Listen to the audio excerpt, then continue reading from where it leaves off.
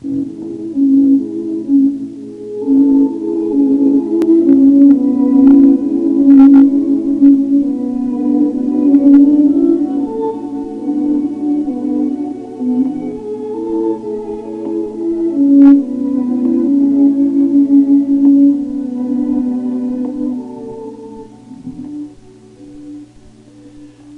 we honor Lydia Ann Tucker Muir and her family. Lydia Ann Tucker was born at Morgan, Morgan County, Utah, August 28th in the year 1863, the second child of James Tucker and Betsy Lurwell Tucker. She was blessed December 24th, 1863, at Morgan, by her grandfather James Tucker. Her parents operated a farm near Morgan, Utah, which became the home of an ever-expanding family of 10 girls and 2 boys. Here she spent her childhood and received her religious training. I doubt that Mother had more than an 8th grade education, since that would have been typical for girls in that day and age. But I'm sure that being next to the oldest, she shared much of the responsibility for the care of the younger ones, besides the cooking, cleaning, milking cows, and even working in the fields. Betsy, her mother, was very kind to her offspring, but at the same time she was very strict and demanded that work be done right. This training became a way of life for my mother.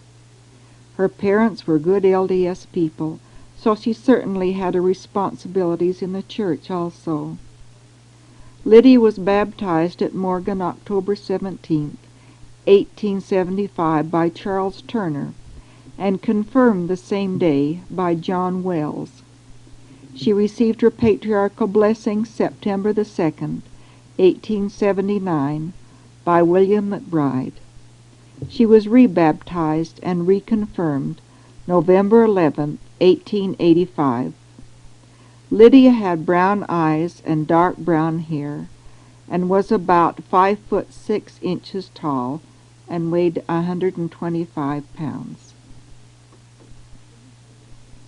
In her early 20s, Mother met my father, Frederick James Muir.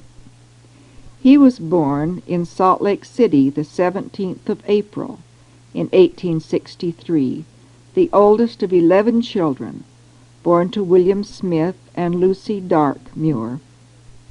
Fred was blessed January 7th, 1864 by Anson Call, and baptized March 23rd, 1873 by James H. Baird. He was confirmed June 7th, 1873 by John Stalker. He was rebaptized September 30th, 1877 by L. M. Grant, and reconfirmed the same day by C. W. Mann. My parents were married in the Logan Temple on the 25th of November, 1885, and endowed the same day. Both were 22 years of age at the time of their marriage, he her senior by a mere 4 months. When and how my parents met and courted, or the details of their wedding, were never related to us children by them. Fred had spent his youth working on his father's farm in West Bountiful. Here he learned what was to become his life's occupation, farming and the care of livestock. And it was to this family farm that Fred took his bride, and where they spent the first year and a half of their married life. Here too Fred played baseball on the local 9 and the flute in the Walker Pack Band. Mother was his ardent fan. Also for recreation, Fred and Lydia loved to dance the waltz and the Virginia reel. On September 29, 1886, a beautiful black-haired daughter was born to Fred and Lydia. They named her Beulah. Early the following spring, the young couple decided to strike out on their own, so Fred, together with his brother George, moved their families to Grays Lake, Idaho. This was a community 40 miles north of Soda Springs, Idaho. Gray's Lake was in a beautiful, green, high mountain valley with the Caribou Mountains rimming the eastern horizon. To the west of the valley was the lake, and between was natural grass growing to a height of a horse's belly. Ducks, wild geese, and sandhill cranes were abundant on the lake, while meadowlarks, killdeer, and red and yellow-winged blackbirds crowded the shores. Coyotes, red fox, wolves, and deer were also plentiful in this lovely valley. The families thought this a great place for their ranching needs, so Fred and George each staked their claims of 160 acres, built one-room log cabins, and began their careers. They had high hopes for happiness and success. It was here in this one-room cabin, January 15, 1889, 40 miles from the nearest doctor, that the second daughter was born to Fred and Lydia. The birth was assisted by a midwife, a Mrs. Houston, who was probably the wife of one of the other ranchers in Gray's Lake. The new baby had a mop of red hair, and they named her Lucy after her paternal grandmother. By late May of 1891, yet another baby was due to be born. By this time, Mother packed up her two daughters and traveled to Morgan to be with her parents. It was there on June 3rd that Fred and Lydia's first son was born. He was named James Roy, after my mother's father. In November 1892, prompted by a desire to raise funds for the development of his land holdings in Gray's Lake, Fred left the ranch in the care of hired men and took his family to Salt Lake City. Here he obtained work as a motorman for the Rapid Transfer Streetcar Company. In those days, the streetcars were pulled along by teams of horses, so maybe motorman was not the right title for his job. He remained in Salt Lake City working for this company for a period of 5 years. The family lived in a home on 9th East, near South Temple Street, number 17 South 9th East, and it was here that their third daughter, Lydia May, was born. On June 24, 1896, she was aptly named because she grew to look very much like Mother. The following year, in early August, Fred and Lydia, with their 4 children, plus 2 wagon teams holding all their possessions, left Salt Lake City to return to their home in Gray's Lake, this time to stay. It took 7 days to make the trip, a distance of 140 miles. Much of the terrain was rough going, so they were lucky to make 20 miles a day. When the family arrived, the haying season was on, but as soon as that was over, all the neighbors got together for a log raising. This resulted in a 6-room house of 2 stories, 3 rooms downstairs and 3 above. However, only 1 room was completely finished before the early winter set in. The 3 older children had to sleep in an unheated room, so Mother put flat irons in the oven and then into their beds to keep them warm. It was a miserable winter, but they survived it with love and determination until they could make the house more livable. By this time, Beulah, Lucy, and James were all of school age, but to attend school, they had to drive a team and sleigh 4 miles. It was a 1-room school having 1 teacher and 25 students, grades 1 through 8. There were only 7 months to a school year then, so the pupils really had to apply themselves to keep up with the lessons. With all but one of her children in school, life for Mother became very lonely. Fred was with the stock and away from home for long periods of time, and her neighbors were miles or so away. I remember her telling me of the times she spent crying. No doubt she missed the family and friends that she had left behind, and the contrast between her city life and the remoteness of the ranch made her feel isolated and alone. She must have been made of very sturdy material to withstand this rugged life. Mother could be termed a true pioneer. She spent much of her time knitting stockings for winter wear and making clothes for all the family.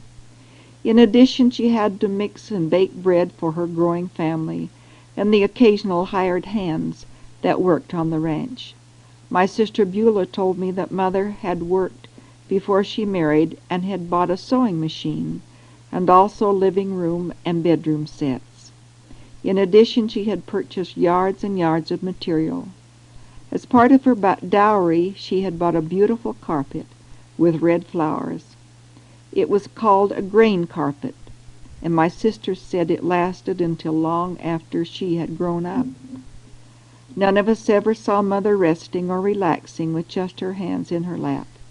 She worked from morning till night, keeping house, cooking, raising her family, and often worked 6 to 8 hours in the fields at haying time. The never-ending work of the ranch and family she took in stride. She seemed to have an inexhaustible supply of energy. The Grays Lake ward was organized soon after the families were settled in. But since there were few LDS families in the valley, every member had to take part. Mother served as primary president and also a counselor in Relief Society. Father was in the bishopric and later was Sunday school superintendent. The youngest of the 4 girls was born November 27, 1898, at the home in Grays Lake. She had beautiful auburn hair and was named Mary Lenore. The second son, Frederick Lee, was born at Grays Lake on January 22, 1901. It was the dead of winter, 30 degrees below zero with snow piled high. At the time of my birth, Mother and Father were only 38 years old. It seems incredible they could have accomplished so much in just 14 years of married life. A word about my mother's parents, Grandfather and Grandmother Tucker. When I was born, Grandmother was 63. I did not know her very well since she died when I was only 8 years old, but I remember Grandfather very well. When I attended the agricultural college in Logan, Utah in 1919, I boarded with Mother's sister Emily and her husband, Gibson Condy. Grandfather Tucker lived with them at that time also. He had one little trick for which I will always remember him. Every morning before he went to the temple, he had his cup of hot tea. He was very British in this respect. He would take his spoon out of his tea and quickly touch the hand of someone just to see him jerk. This always made him giggle, though to the owner of the hand it was not so funny. 6 years later, he too was dead. My wife Hazel and I remember well the day that Mother received the word that her father had passed away. We had been married less than 2 months, and while we were building our home, we lived with Mother and Father. At this time, we were doing custom sheep shearing and employed about 10 men. This required 3 huge meals a day, the first on the table by 7 a.m., and the other by noon and 6 p.m. Mother was chief cook, and Hazel was her helper. Mother was mixing bread, a daily chore, when the news of her father's death came. She pulled her hands out of the dough and said to Hazel, "You'll have to take over. I have to go." Now Hazel had never mixed a batch of bread in her entire life, let alone bake and cook 3 meals a day for 10 men. I do believe that if it had not been so far from town, she would have called it quits. But fortunately, she is not a quitter. I mixed the bread, and Hazel learned to cook. We did this for the 10 days that Mother was gone, and the sheep de-wooled. What a honeymoon!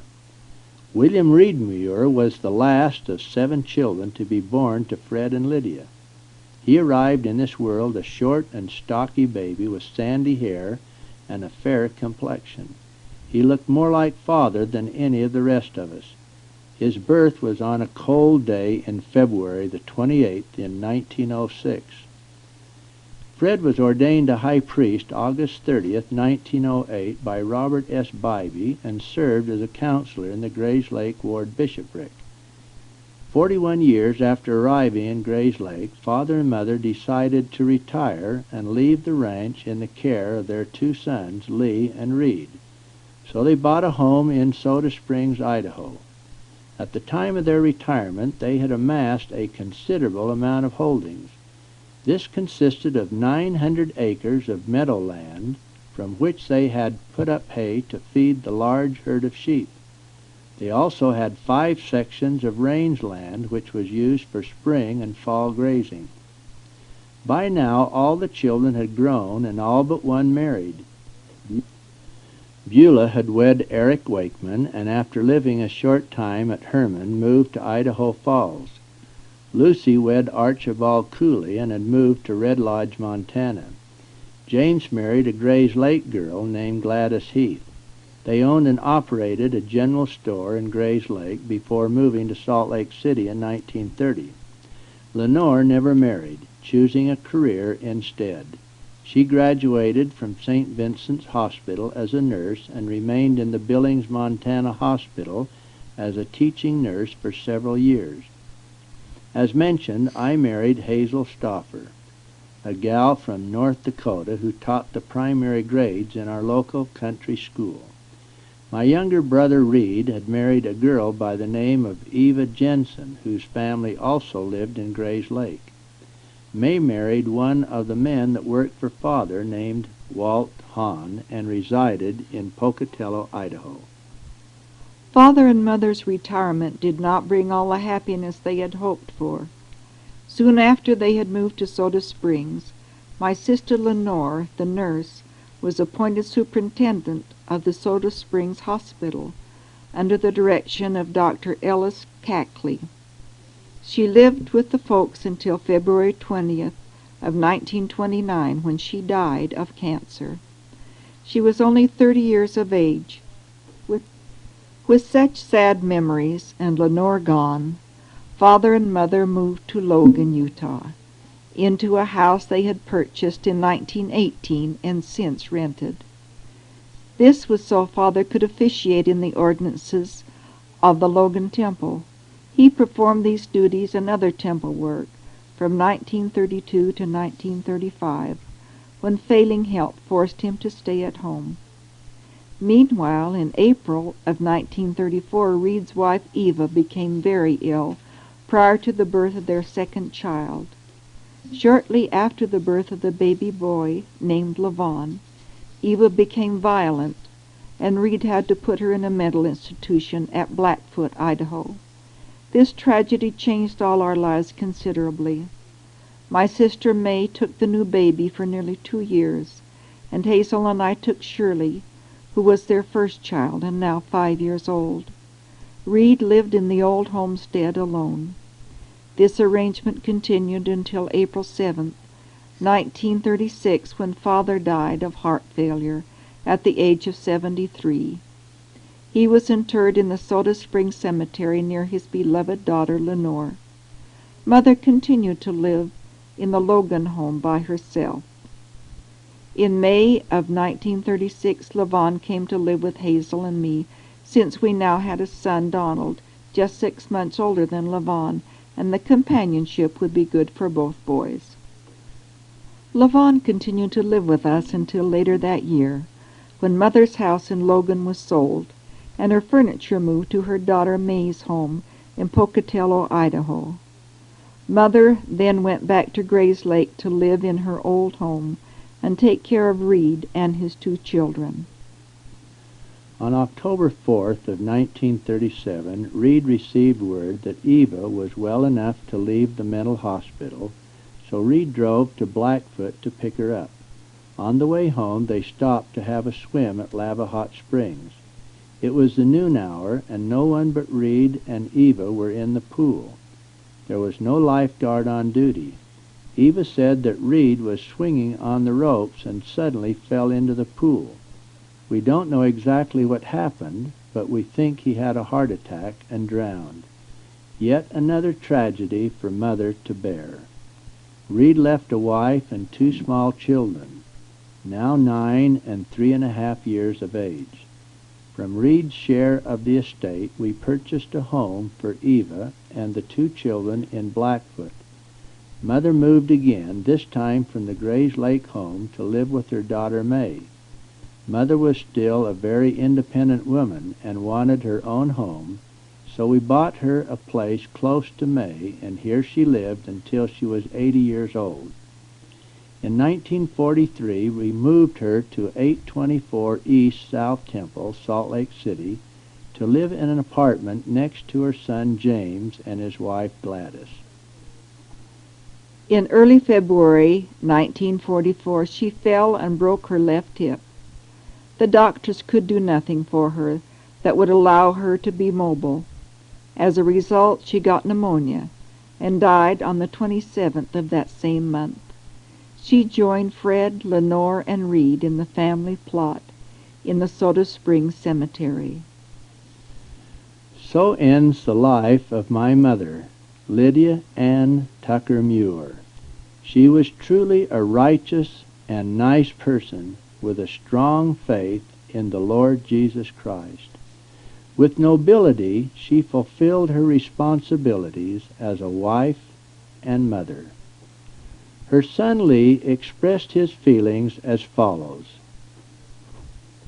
As a wife, I have seen her concern and loving care for Dad throughout his life.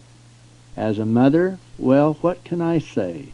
Words fail me when I try to say what a good mother she was. My thoughts are best expressed by this article entitled, My Mother, by an unknown author. I love you not only for what you are, but for what I am when I am with you. I love you not only for what you have made of yourself, but for what you tried to make of me. I love you for the part of me you bring out. I love you for putting your hand into my heaped-up heart and passing over all the foolish and frivolous and weak things that you can't help dimly seeing there, and for drawing out into the light all the beautiful, radiant belongings that no one else would trouble to look for. I love you for ignoring the possibilities of the fool and the weakling in me, and for laying firm hold on the possibilities of the good in me. I love you for closing your ears to the discords in me and for adding to the music in me by worshipful listening. I love you because you tried to help me make of the lumber of my life not a tavern, but a temple, and of the words of my every day not a reproach, but a song. I love you because you have done more than any creed could have done to make me decent, and more than any fate could have done to make me happy. You have done what you could without anger, without a word of recrimination, without sign of regret or disillusionment. There's an old Jewish saying, God could not be everywhere, and therefore he made mothers. Frederick James Muir and Lydia Ann Tucker were the proud parents of 7 children, 4 daughters and 3 sons. Beulah Muir was born September 29, 1886 at Wood Cross, Davis County, Utah, and was married October 18, 1905 at Gray, Bonneville County, Idaho, to Eric Herman Wakeman. She bore him 7 children. He died January 4, 1954, age 73, at Salt Lake City and was buried January 7th at the Rose Hill Cemetery at Idaho Falls, Bonneville County, Idaho. Beulah died May 13th, 1973, age 86, at Salt Lake City and was buried in the Rose Hill Cemetery at Idaho Falls. Lucy Tucker Muir was born January 15, 1889 at Grays Lake, Bonneville County, Idaho, and was married April 20, 1913, to Archibald Burns Cooley at Red Lodge, Carbon County, Montana. She bore him 4 children. He died May 15, 1929, age 49, at Billings, Yellowstone County, Montana.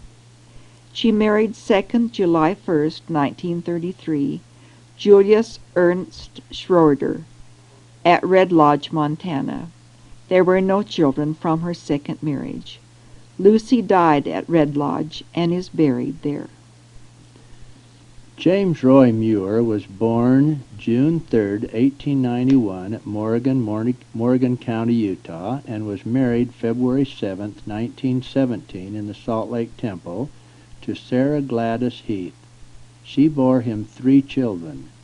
She died January 25, 1964, age 66, at Rangeley, Rio Blanco County, Colorado, and was buried January 29th in the Salt Lake Mount Olivet Cemetery.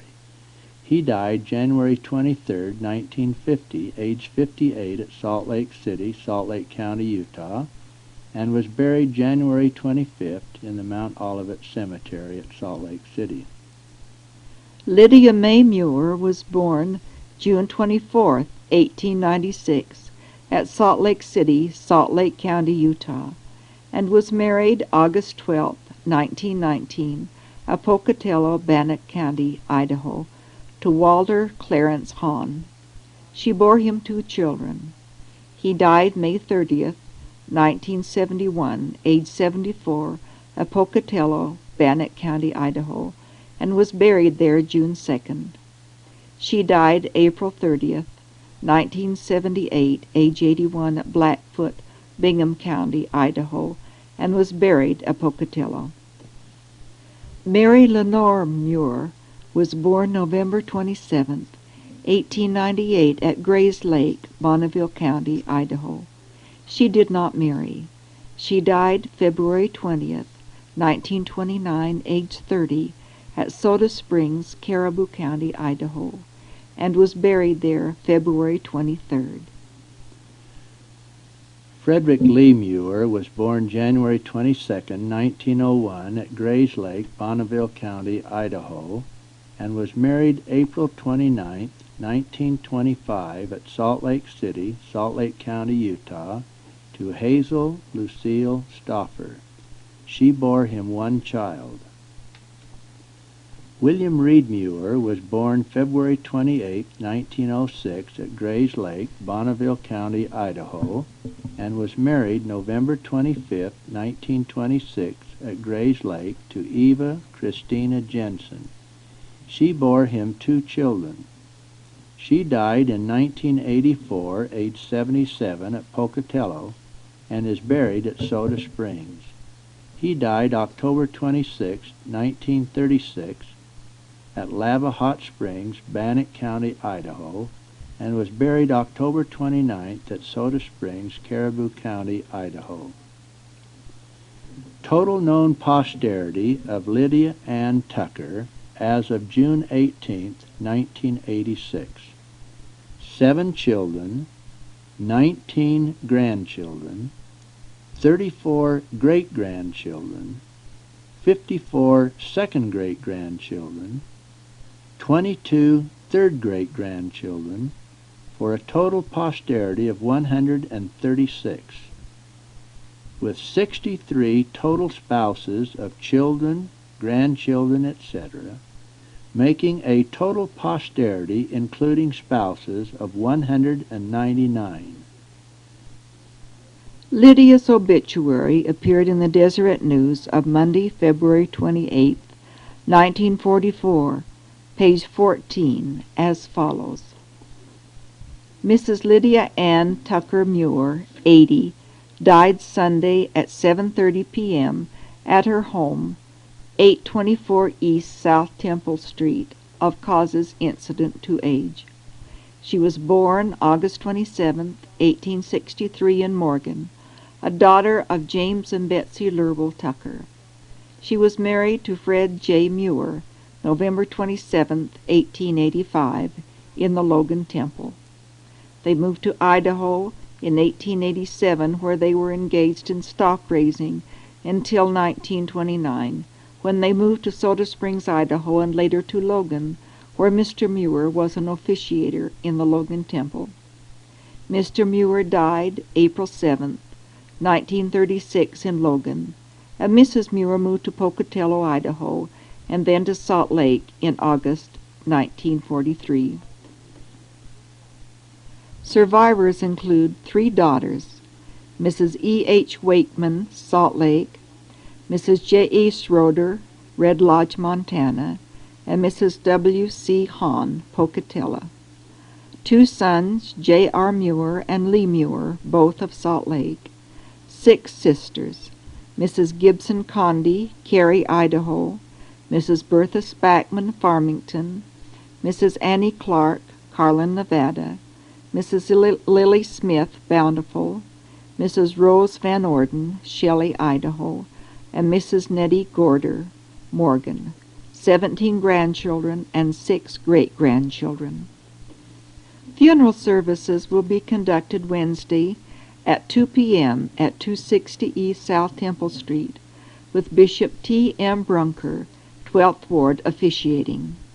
Friends may call at the place of service Tuesday from 4 to 8 and Wednesday until time of services. Burial will be in the Soda Springs, Idaho. As descendants of these fine and faithful people, let us remember their strong, wonderful qualities and try to live our lives to make them proud of us.